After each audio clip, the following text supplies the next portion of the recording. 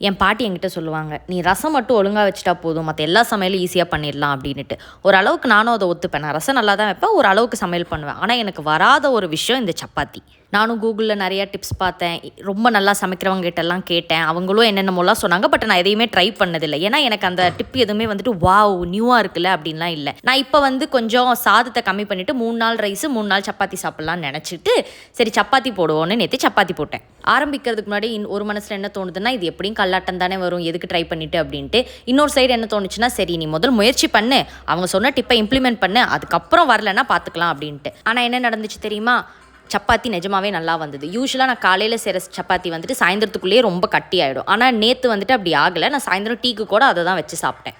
இந்த மாபெரும் கதையிலேருந்து நான் என்ன சொல்ல வரேன் அப்படின்னா, சம்டைம்ஸ் நம்மளுக்கு சில பேர் கொடுக்குற அட்வைஸோ இல்லை ஏதாவது ஒன்று பண்ணுங்கன்னு சொல்கிறதோ வந்துட்டு நம்மளுக்கு சிம்பிளாக தான் இருக்கும். வாவ் செம்ம இல்லை அப்படியெல்லாம் கூட தோணாது. என்ன இது எல்லாரும் சொல்கிறது தானே அப்படின்னு இருக்கும். ஆனால் அது ஒரு வாட்டி ட்ரை பண்ணி பார்த்துட்டா சம்டைம்ஸ் இல்லை மெனி டைம்ஸ் அது ஒர்க் ஆகும், சில டைம்ஸ் அது ஒர்க் ஆகாது. ஆனால் அட்லீஸ்ட் ட்ரை பண்ணி பார்த்துட்டு திருப்தியாவது நம்மளுக்கு இருக்கும். அண்ட் பை த வே அந்த டிப் என்ன தெரியுமா? சப்பாத்தி மாவில் வந்துட்டு நல்லா வெதுன்னு இருக்கிற தண்ணியை போட்டு கையில் பிசையாமல் ஸ்பூனில் நல்லா வந்து கிளறிட்டு கொஞ்சம் நேரம் மூடி வச்சுட்டு அப்புறம் பிசைஞ்சு சப்பாத்தி போடணும். அவ்வளோதான்.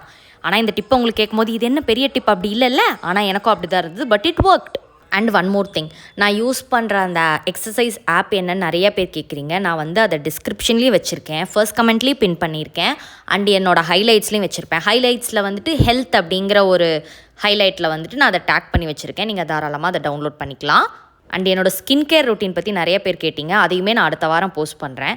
Hope that was fine. Okay people, bye.